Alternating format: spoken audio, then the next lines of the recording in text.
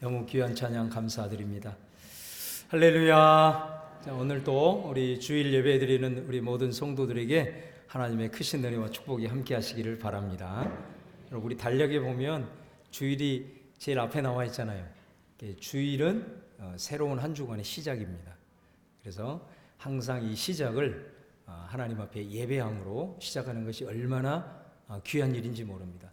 그래서 내 모든 삶의 시작을 또 하나님께 올려드릴 때 거기에는 내가 살아가는 남은 한 주간도 하나님의 주권을 인정하는 신앙 고백이 담겨 있는 거죠. 그래서 주일이 하나님 앞에 시작을 내가 예배로 하나님께 드리는 것이 너무 귀한 일인 거예요.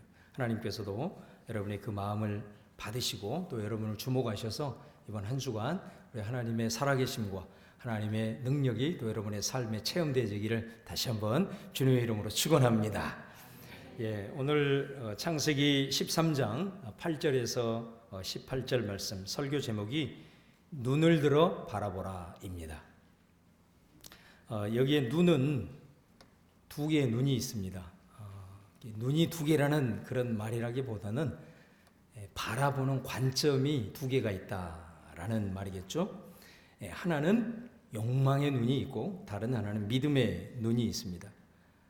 오늘 말씀에서 욕망의 눈은 자신이 눈을 드는 것이고요, 믿음의 눈은 하나님이 눈을 들어라, 말씀을 따라 눈을 드는 것을 의미합니다. 욕망의 눈을 가진 사람이 누구냐면 오늘 본문의 롯이라는 사람입니다. 그래서 그는 스스로 눈을 들었습니다. 오늘 봉독한 10절 말씀에 보면 이에 롯이 눈을 들어 요단 지역을 바라본즉, 믿음의 눈을 가진 사람이 있습니다. 그 사람은 아브라함입니다. 아브라함은 하나님이 눈을 들어라 라고 말씀했을 때 눈을 들었어요. 13장 14절 말씀, 롯이 아브라함을 떠난 후에 여호와께서 아브라함에게 이르시되 너는 눈을 들어 너 있는 곳에서 북쪽과 남쪽 그리고 동쪽과 서쪽을 바라보라. 여러분, 이 두 사람은 하나님을 섬기는 하나님의 사람입니다. 그런데 이 두 사람에게는 다른 눈을 가지고 있었다는 거죠. 여러분, 예수님도 우리가 바라보는 그 눈이 얼마나 중요한가. 누가복음 11장 34절에 이렇게 말해요. 내 몸의 등불은 눈이라. 내 눈이 성하면 온 몸이 밝을 것이요 만일 나쁘면 내 몸도 어두우리라. 여러분, 눈은 관점이에요. 내가 사람을, 모든 만물을 바라보는 관점이 건전하면 내 삶에 빛이 임한다는 거예요. 그런데 관점이 나쁘면, 관점이 부정적이면 그 삶은 어두울 수밖에 없다. 예수님의 말씀입니다. 여러분, 이 롯이라는 사람은요, 아브라함의 조카입니다. 그 아버지 하란이 일찍 죽었어요. 그래서 고향을 떠날 때 아브라함은 조카 롯을 데리고 함께 떠납니다. 그리고 마치 자신의 양자처럼 돌보고 키워주지요. 아브라함은 한 곳에 정착하지 아니하고 이렇게 유목 생활을 했습니다. 시간이 지나면서 아브라함도 번성하게 되고 이제 롯도 독립을 할 정도로 이런 가축과 소유가 이제 많아졌습니다. 그런 가운데 이 목자들 사이에 다툼이 벌어지는 겁니다. 좋은 목초지를 차지하기 위해서. 그래서 아브라함은 이 문제를 해결하기 위해서 롯을 분가시키기로 결정을 합니다. 그리고 롯에게 먼저 선택권을 주는 거예요. 너는 나나 한 혈족이고 친족인데 이제 우리가 서로 이렇게 갈라질 때가 된 것 같다. 함께 있으면 계속해서 다툼이 벌어질 것 같으니 네가 먼저 선택을 해라. 네가 우하면 나는 좌하고 네가 좌하면 나는 우할 것이다. 자, 롯은 선택권을 먼저 받았습니다. 그리고 롯은 눈을 들었습니다. 눈을 들고 그가 바라본 곳이 어디였느냐면 요단 지역이다. 이렇게 성경은 말합니다. 그것을 보니 아주 땅에 물이 넉넉한, 다시 말하면 아주 좋은 목초지가 있었던 곳이었어요. 성경은 이 요단 지역을 소개하면서 바로 그곳에 소돔과 고모라가 있었다 이렇게 말씀을 합니다. 근데 그곳은 하나님의 심판을 받기 전이었으므로 여호와의 동산 같다. 그리고 저 풍부한 나일강을 가지고 아주 풍요로운 그런 곳인 애굽과 같았다. 이렇게 말씀을 하고 있습니다. 아마 누구라도 먼저 선택권이 있으면 여러분 이곳을 선택하지 않겠습니까? 유목 생활을 할 때 가장 필요한 것은 좋은 목초지와 풍부한 물이지요. 그렇기 때문에 롯이 스스로 눈을 들어서 보았을 때 가장 좋은 곳 요단 지역을 선택하는 것은 어찌 보면 당연한 것이다라고 말씀드릴 수 있어요. 근데 성경은 이 롯의 선택을 기술을 하면서 경고성의 멘트를 하나 던지는 겁니다. 자, 그게 13절 말씀에 보면 소돔 사람은 여호와 앞에서 악하며 큰 죄인이었더라. 자, 이 말씀을 하고 있습니다. 롯이 선택을 했습니다. 소돔 성이 있는 그 넓은 요단 지역을 선택을 한 것이 과연 잘못된 것일까?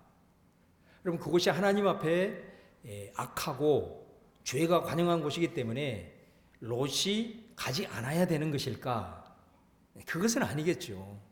만약에 그래야 된다고 한다면 우리 하나님을 믿는 신앙인들은 세상에서 살 수 없어요. 우리 다 산속으로 들어가야 될 것입니다.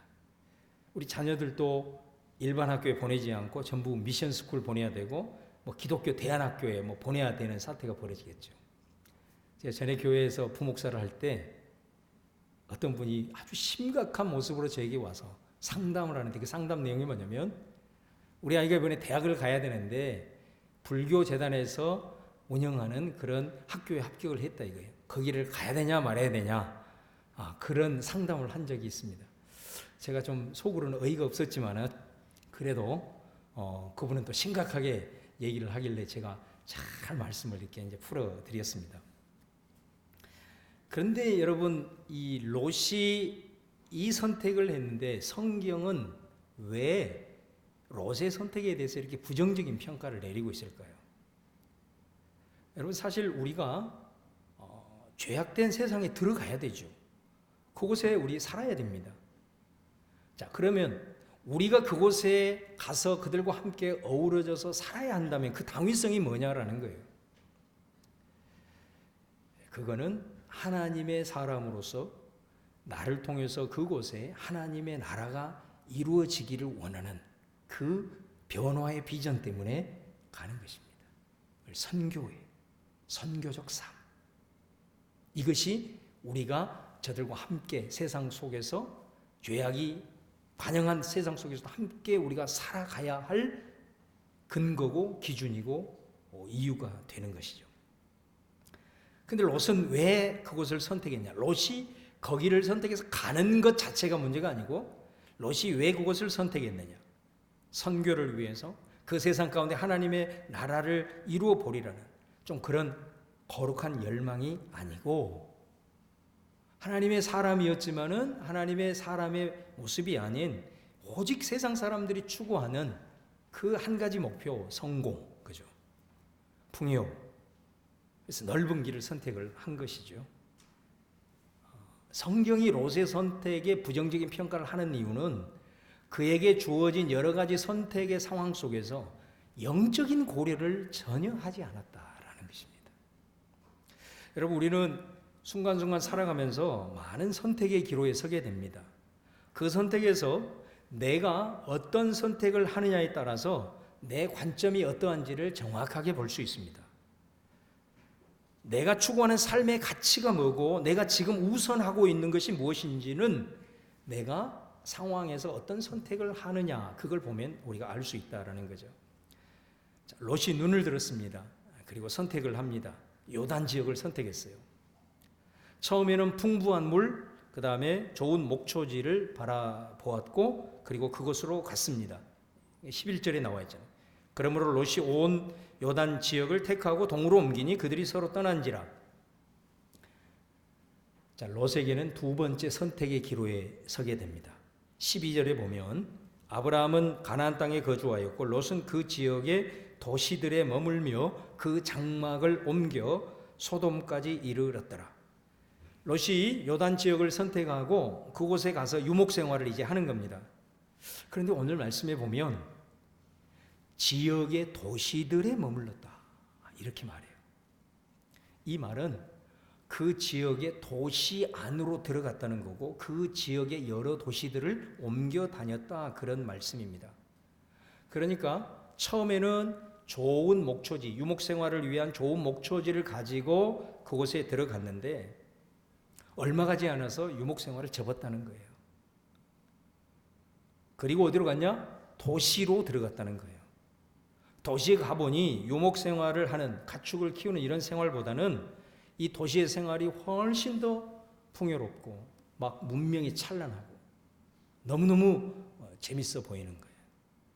그래서 두 번째 선택에서 롯은 도시의 삶을 선택한 겁니다. 여러분, 도시로 들어가는 것 자체가 여기도 문제가 아니고 이 롯에는 철저한 욕망의 눈, 오직 성공, 도시에 가야 내가 성공하고 도시에 가야 풍요가 있구나, 내가 더 이상 이렇게 떠돌이 생활을 해서는 안 되겠다. 그러니까 두 번째 선택에서도 영적인 고려가 전혀 없는 거예요. 그래서 결국은 그는 목축업을 내려놓고 도시에 입성하게 되고 여기저기에 도시를 전전을 하게 되는 것이에요. 자, 그러다가 마지막 선택을 하게 돼요. 그 선택이 어디였느냐면 소돔까지 이르렀더라. 그러니까 이 말은 다른 번역 성경을 보면 뭐라고 기록이 되어 있냐면 소돔에 이르러 자리를 잡았다 이렇게 번역이 되어 있어요. 결국 소돔까지 들어간 거예요. 그가 첫 번째 선택, 두 번째 선택하며 영적인 고려를 했다면 하나님의 심판을 받을 수밖에 없는 죄악이 관영된 그곳을 향한 롯의 마음가짐과 생각은 분명히 달라졌을 것이라고 보여집니다. 그곳에서 롯은 사실 엄청난 성공을 하게 되죠. 어느 정도까지 성공이 되냐면 그 소돔성의 최고의 장관의 자리에 오르게 됩니다. 19장에 가보면 롯이 어디에 앉아 있느냐면 성문의 높은 자리에 앉아 있다. 가장 높은 자리인 거예요. 거기가 외부에서 중요한 손님이 왔을 때 맞이하는 엄청난 성공을 한 거예요. 근데 소돔은 하나님 앞에서 악하고 큰 죄인이었더라. 만약에 그 정도의 영향력을 끼치는 사람이었다면 롯을 통해서 소돔에 의인 10명이 없어서 망해서는 안 되는 거예요. 소돔은 의인 10명이 없어서 망했어요. 그 말은 롯의 모든 선택의 상황 속에서 그는 전혀 영적인 고려를 아예 하지 않았다라는 것입니다. 내가 이 선택을 했을 때 내 영적인 생활, 내 믿음의 생활, 하나님과의 관계, 나를 통해서 이루어질 하나님의 나라의 꿈, 하나님의 나라의 가치, 이런 건 전혀 고려 대상이 아니었다는 거예요. 롯이 눈을 들었는데 철저하게 스스로 눈을 들고 여기까지 온 거예요. 여러분, 우리가 왜 수천 년 전에 일어난 이 사건을 하나님께서는 예배 시간을 통해서 성령을 통해서 현대의 우리에게 다시 보여주고 말씀을 할까요?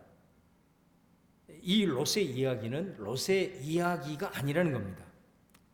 이것은 지금 살아가고 있는 하나님의 사람인 나의 이야기다라는 겁니다. 왜? 말씀은 거울이기 때문에. 그리고 이 거울을 비추어서 너의 앞으로 살아가야 될 인생의 여정의 지혜를 배우라. 그런 말씀의 의미가 아니겠습니까?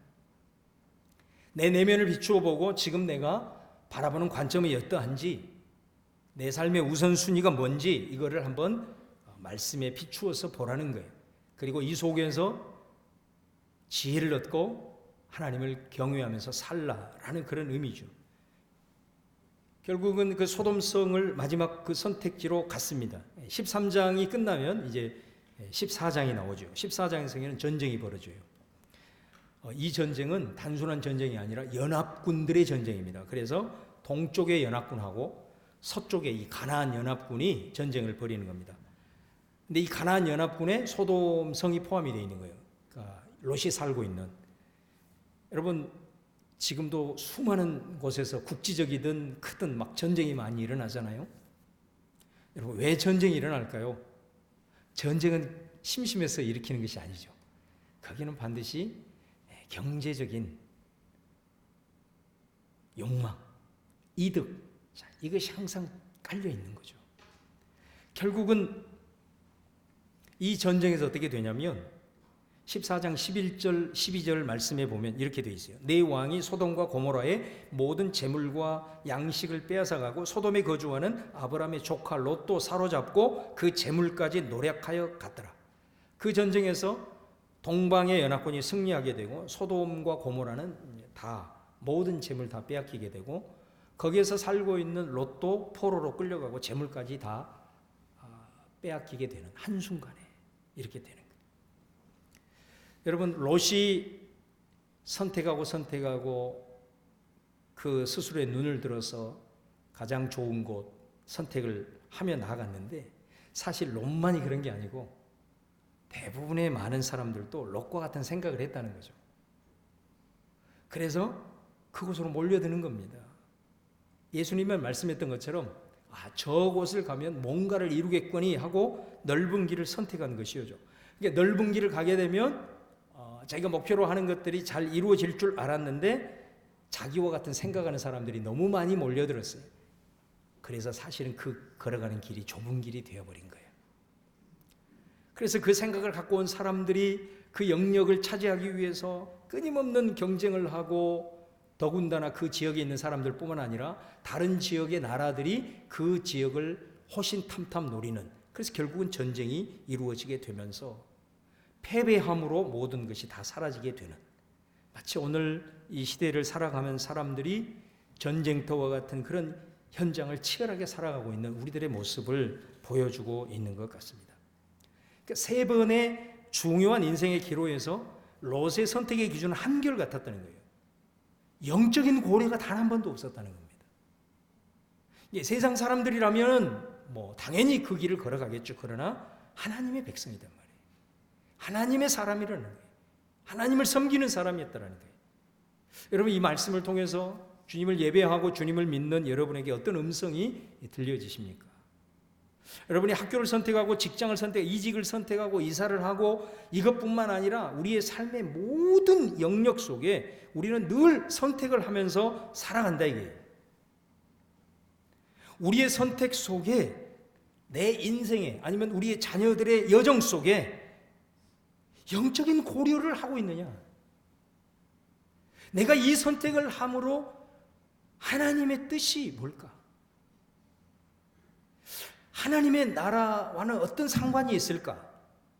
나와 하나님과의 관계는 어떻게 될까? 내가 지금까지 배우고 알고 있었던 하나님의 말씀에 과연 합한 것일까? 이게 영적인 고려죠, 이게. 여러분, 이건 결코 과거의 사건이 아니라는 거예요. 나의 이야기고, 내 인생의 여정을 미리 보여주는 거고, 이 말씀을 통해서 우리가 하나님의 음성을 들어야 돼요. 아브라함을 한번 보겠습니다. 아브라함도 하나님의 부름을 받기 전에는 우상을 숭배하는 사람이었어요. 여호수아 24장 2절에 보면 여호수아가 마지막 고별 설교를 하면서 이런 얘기예요. 너희 조상 아브라함의 아버지 데라가 강 저편에 있을 때 다른 신을 섬겼다 이렇게 말해요. 그러니까 당연히 아버지가 우상을 섬기고 있는 사람이니 아들도 우상을 섬겼겠죠. 그런 아브라함에게 하나님이 강권적으로 다가가셨어요. 그래서 아브라함을 불렀어요. 너는 너의 친척 아비집을 떠나서 내가 너에게 지시할 땅으로 가라 이렇게 말했어요. 자, 이 아브라함의 모습은 우리들의 모습과 같습니다. 마치 죄인인 우리 가운데 하나님이 우리의 삶에 훅 들어오셔서 우리를 부르시는 것과 같습니다. 전적인 은혜입니다. 여러분, 우리가 하나님 앞에 부름을 받을 때 내가 하나님 앞에 좀 어느 정도의 기준이 갖춰졌나요? 내가 좀 하나님의 의를 이룰 만한 그런 자격이 있었던가요? 아니에요. 우리는 죄로 인해 다 죽어야 할 그 순간에 하나님이 예수를 통해서 우리를 부른 거거든요. 하나님의 전적인 은혜예요. 아브라함의 부르심이 마치 우리를 부르신 것 같아요. 근데 아브라함이 그 부르심을 받고 순종을 해요. 앞이 친척집을 떠나서 주님을 따라가는 삶을 살아갑니다. 마치 이것도 우리와 똑같아요. 하나님이 우리를 강권으로 불렀을 때 죄인된 우리, 정말로 주님 앞에 감히 설 수 없는 그런 우리를 주님의 은혜로 무조건적으로 우리를 확 불러냈을 때 우리가 어떻게 반응했습니까? 주님, 나는 죄인이에요. 나는 주님 앞에 내세울 것이 하나도 없어요. 근데 나를 은혜로 주셔서 당신의 백성 삼아주시. 그래요, 내가 예수 믿겠습니다. 그 예수님을 나의 구원자로 영접합니다. 내가 죄인임에도 불구하고 아브라함처럼 그 순종의 길을 걸어갔단 말이에요. 그걸 선택을 했단 말이에요. 그런 아브라함에게 하나님이 약속을 주십니다. 어떤 약속을 주냐면 너로 큰 민족을 이룰 거야.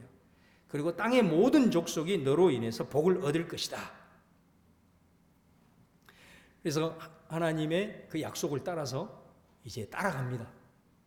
그래서 하나님이 약속하신 그 가나안 땅에 들어와요. 그러면서 하나님이 그곳에서 다시 확인을 시켜주십니다. 바로 이 땅, 이곳을 통해서 내가 너에게 했던 약속이 이루어질 거야. 그때 아브라함이 하나님 앞에 제단을 쌓습니다. 그 제단을 쌓는다는 것은 그 은혜에 대한 감격, 감사의 예배를 하나님 앞에 이제 올려드렸다는 거죠. 그래서 여러분, 아브라함이 그 이제 땅에 왔습니다. 이 땅을 통해서 하나님이 큰 민족을 이루고 나를 통해서 모든 민족이 복을 받는 그런 복의 통로로 나를 얼마나 기대가 되겠어요. 가슴이 두근거리겠잖아요. 그래서 이제 됐다 하면서 삶을 살아가는데 어느 순간 하나님의 그 약속의 땅에 기근이 들어버린 거예요. 여러분, 우리가 하나님 붙들고 주님 영접하고 하나님의 약속 취하면서 기도하면서 살아가는데 어느 순간에 먹고 사는 문제가 발생해버린 거예요. 기근이 그걸 말하는 거죠. 내 인생에 문제가 꼬이기 시작하는 거예요. 풀리지 않는 거예요. 가장 본질적인 문제. 여러분, 아브라함의 심정이 어떠했겠어요? 얼마나 실망했겠습니까? 야, 내가 진짜 그 먼 아비 친척 집을 떠나서 하나님의 약속 붙들고 여기까지 왔는데 세상에 내게 이런 일이 일어나다니 얼마나 실망이 되겠어요. 또 화도 났을 거예요. 좀 격하게 표현하면 내가 지금 이 꼴 당하려고 내가 지금까지 주님 믿으면서 약속 붙들고 여기까지 달려왔는가, 뭐 이런 생각도 일어났을 겁니다. 그래서 그는요 애굽으로 가버립니다. 애굽으로 갔다는 것은 하나님의 약속을 잊어버렸을 수도 있고 그 생계 문제 때문에, 아니면 그 약속을 던져버렸을 것이. 그게 애굽이에요. 애굽으로 가버렸어요. 아브라함도. 여러분, 하나님의 약속은 가나안 땅 그곳을 통해서 이루어지는 겁니다. 그런데 그 땅을 버리고 가버린 거예요. 그러니까 이 약속이 깨질 위기 상황에 아주 직면을 하게 된 거죠. 근데 이 애굽으로 딱 가니까요, 아브라함이 뭐라 그러냐면 자기 아내인 사레에게 너는 내 아내라고 하지 말고 나의 누이라고 해라, 이렇게 말해요. 왜 그런 줄 아세요? 이 사레가 굉장히 미모를 한 여인이에요. 아무래도 가게 되면 이방인으로서 여러분 서러움 아시잖아요. 우리나라 사람들이 뭐 미국이나 이런 데 가면 얼마나 서러움 당하고 삽니까? 제가 전에 교회에 있을 때 외국인들을 섬기는 위원회를 내가 맡았었거든요. 근데 제가 그분들이 불법 체류자들이기 때문에 자기 고국을 못 갑니다. 고국 가면 못 들어오기 때문에. 그래서 우리가 뭔 일을 했냐면 이 사람들의 삶을 전부 비디오에 담아요. 예배드리는 모습, 직장에 찾아가서 가정에서 살아가는 모습을 비디오를 담아가지고 선교팀을 구성해서 그 땅을 방학 때 가는 거예요. 선교팀이 가서 주소를 가지고 그 사람의 집을 찾아가는 거예요. 찾아가가지고 노트북으로 그 비디오를 보여주는 거예요. 그러면 그 가족들이 막 울고 난리예요. 거기서 그분들하고 이제 대화를 하고 또 그분들의 삶을 찍어다가 돌아와서 또 이분들한테 보여주는 거예요. 근데 제가 깜짝 놀란 건 뭐냐면, 우리들이 이제 몽골 지역을 갔는데 거기에서 온 사람들이 다 의사, 교사, 우리로 봤을 때는 상당한 그런 위치에 있는 사람들인 거예요. 깜짝 놀란 거예요. 근데 우리나라 와서 말을 버벅대니까 다 무시한 거예요. 그 사람들이 무시당할 사람이 아니거든요. 저는 그 모습 보면서 이방인이 얼마나 서름을 당하는가를 제가 직접 보게 되었어요. 애굽으로 내려갔어요. 기근을 피해서 내려갔어요. 내려갔는데 거기에 딱 도착하니까 생명의 위협을 느낀 거예요. 그래서 너는 내 누이라 하지 말고 내 누이라 해라. 이렇게 얘기한 거예요. 아니나 다를까 바로에게 이방인인 사레의 모습이 드러나게 되고 결국은 바로 왕에게 아내를 빼앗기게 되죠. 만약에 아내라고 했다면 아브라함은 죽었을 거예요. 여러분 한번 생각을 해보세요. 하나님이 모든 민족에게 복의 통로가 될 것이다. 이거는 누구를 통해서 이루어지냐면 아브라함의 후손을 통해서 이루어지는 거거든요. 근데 그 후손은 누구에게로 나오느냐면 아내인 사라를 통해서 나오는 거예요. 그러니까 아브라함은 그 하나님의 약속을 이루기 위해서는 자기 사내를 생명을 걸고 지켜야 되는 책임이 있는 거예요. 그런데 누이라고 하라 그랬어요. 자기 생명을 지키기 위해서 하나님이 주신 약속을 스스로 깨버린 거예요. 자, 이때 하나님이 주권적으로 개입하셔요. 여러분 마치 우리가 살아가다가 너무 힘든 문제, 먹고 사는 문제, 막 이런 감당할 수 없는 문제가 있을 때 내 의지와 상관없이 하나님이 우리에게 간섭하셔서 막 그 상황을 완전히 기적적으로 변화시키는 경험도 우리에게 있어요. 마치 애굽에서 그런 일을 하나님이 행하신 거예요. 그래서 바로의 집에 막 재앙을 내리고 그래가지고 사라를 구출하고 결국은 그곳에서 많은 보상금을 받고 실수했지만 결국 나올 때는 큰 보상금을 갖고 애굽에서 다시 나와서 가나안 땅으로 가요. 가나안에 들어오자마자 그는 하나님 앞에 다시 제단을 쌓습니다. 근데 이 제단은 어떤 제단일까요? 상한 심령으로 드리는 제단이에요. 내가 하나님 앞에 얼마나 큰 실수를 했는가. 그럼에도 불구하고 하나님은 택한 백성을 결코 포기하지 않으십니다. 나는 하나님 앞에서 신실하지 못했지만 하나님은 끝까지 신실하시다. 자신의 실수를 생각하면서 그리고 그 실수를 통해서 하나님이 이런 은혜 주셔서 다시 회복시키시는 그 하나님의 은혜를 생각하면서 통회하고 상한 마음으로 드리는 제단을 쌓은 거예요. 실수했지만 이 과정을 통해서 그는 영적인 점핑을 하는 거예요. 그리고 하나님과의 관계가 회복이 돼요. 자, 그러고 난 다음에 오늘 우리가 읽었던 본문이 펼쳐지는 거예요. 자, 이곳에서 이제 살아가는데 자꾸 롯의 목자들하고 아브라함 자기의 목자들하고 막 다툼이 벌어지는 거예요. 근데 여러분 성경에는 아주 흥미로운 구절을 우리에게 소개를 하고 있어요. 오늘 봉독한 8절 바로 직전 7절을 한번 보시기 바랍니다. 13장 7절에 보면 그러므로 아브라함의 가축의 목자와 롯의 가축의 목자가 서로 다투고 또 가나안 사람과 브리스 사람도 그 땅에 거주하였는지라. 여러분 아브라함과 롯이 거하는 그곳은요 이 두 사람만 있는 게 아니었어요. 거기에는 누가 있었냐? 가나안 사람도 같이 거주하고 있었고 브리스 사람도 있었어요. 다시 말하면 세상 사람들도 같이 머물러 있었다라는 것입니다. 아브라함이 롯과 분가를 하게 되는 결정적 요인이 바로 이거예요. 세상 사람들이 같이 살고 있었다는 거예요. 아브라함의 삶을 지켜보겠죠. 아브라함은 어떤 사람이에요? 늘 제단 쌓는 사람이에요. 아브라함은 늘 하나님 앞에 제단을 쌓고 예배 드리는 사람이에요. 사람들이 다 보겠죠. 아, 저 사람은 제단을 쌓고 예배를 드리고 하나님의 이름을 부르구나. 자, 그런데 여러분 제단을 쌓고 난 다음에 일상으로 돌아오니 둘이 다투는 거예요. 롯의 목자들하고 그 다음에 이 아브라함의 목자들하고 다투는 거예요. 근데 그 모습도 가나안 사람들, 브리스 사람들이 다 보는 거예요.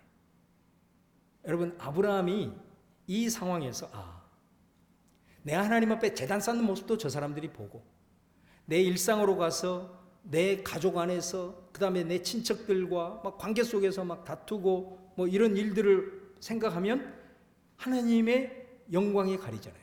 하나님의 이름이 욕되게 되잖아요. 아브라함이 롯을 분각시킨 결정적인 원인이에요. 세상 사람들이 다 보고 있는, 예배하는 모습도 보고 일상의 삶도 보고 더 이상 하나님을 욕되게 하고 싶지 않은 거예요. 하나님의 영광이 가리워지지 않기를 원하는 거예요. 그래서 롯을 분가시킨 거예요. 여러분 한번 생각을 해보십시오. 분가시킬 때 어떻게 합니까? 양보합니다. 네가 먼저 선택해라. 만약에 자기가 더 좋은 우선의 선택권을 가졌다면 분가하면서도 싸웠을 거예요. 그럼 세상 사람들이 어떻게 볼까? 나로 인해서 하나님은 어떻게 될까? 이 고민을 했다는 거죠. 롯과 차이점이에요, 이게. 영적인 고려를 했다는 겁니다. 아브라함이 실수하지 않는 인생이 아니었어요. 아브라함도 넘어졌어요. 실수했어요. 나중에 여러분 16장에 가보면 하갈 사건을 통해서 또 실수하잖아요. 아브라함이 완벽한 사람이 아니었어요. 그는 넘어지는 사람입니다.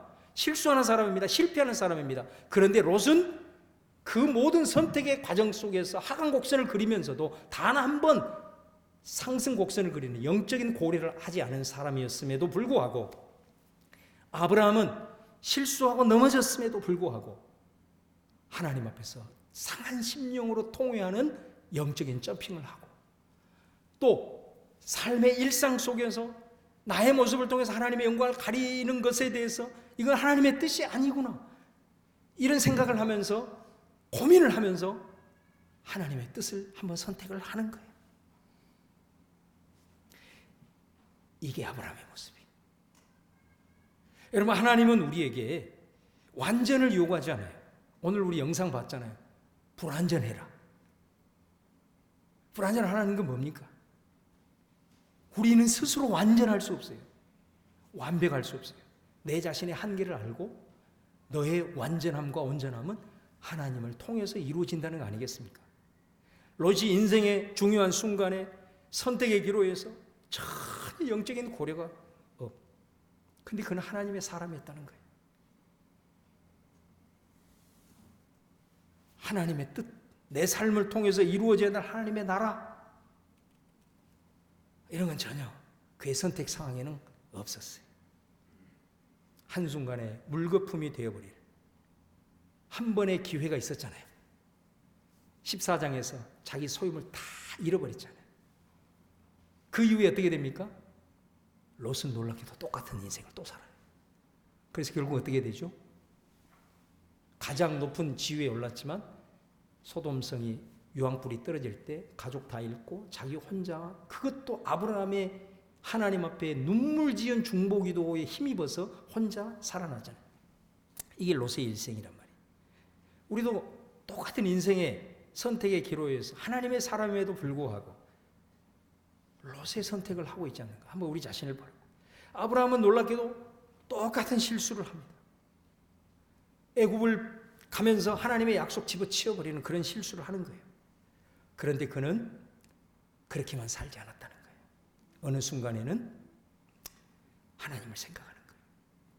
어느 순간에는 하나님의 뜻을 한번 고려를 하는 거예요. 내 선택을 통해서 하나님의 나라, 하나님의 가치 한 번쯤은 생각을 하는 거예요. 그래서 하강 곡선을 그리면서도 한 번 점핑을 하는 거예요. 또 하강 곡선을 그리다가 또 한 번 점핑을 하는 거예요. 완전하지 않았지만 아브라함을 믿음의 조상으로 아브라함을 통해서 하나님의 역사를 이루어 가시는 것은 그가 완전했기 때문이 아니라 롯의 모습과 비교를 했을 때 바로 이런 모습이 아브라함의 모습이었다라는 것입니다. 여러분, 롯은 선택의 기로에서 눈을 스스로 들었습니다. 아브라함은 하나님께서 눈을 들라고 그랬을 때 그가 눈을 들었어요. 이게 관점의 차이인 거죠. 저는 우리 사랑하는 성민의 모든 가족들이 하나님의 사람으로서 예배하고 또 우리 일상을 살아갈 때 스스로 눈을 드는 그런 인생이 아니라 하나님이 눈을 들라고 했을 때 감고 싶지만 다른 것을 보고 싶지만 하나님이 눈을 들라고 했을 때 그 말씀에 순종해서 그때 눈을 들 수 있는 그런 우리 하나님의 사람들 여러분의 인생이 되었으면 좋겠습니다. 그런 은혜가 여러분에게 있기를 주님의 이름으로 축원합니다. 기도하겠습니다. 주님, 오늘 우리가 치열한 전쟁터와 같은 삶을 살아갑니다. 우리는 역시 도시에서 살아갑니다. 그리고 우리는 소돔성과 같은 죄악이 관영된 곳에서 우리는 떠날 수 없는 존재입니다. 그러나 그 모든 상황 속에서 이루어지는 선택의 기로 속에서 그것이 큰 것이든 내 삶의 일상에서 이루어지는 작은 것이든 아버지 하나님 내 스스로 눈을 듣지 않게 도와주시고 아버지 하나님이 눈을 들라고 했을 때 눈을 들 수 있는 그런 아브라함, 불완전하게 하나님을 더 바라보고 주님의 음성을 기다릴 줄 아는 그런 하나님의 사람들 되어서 정말로 아브라함이 걸어간 인생의 여정이 나의 여정이 될 수 있도록 인도하여 주옵소서. 예수님의 이름으로 기도합니다. 아멘.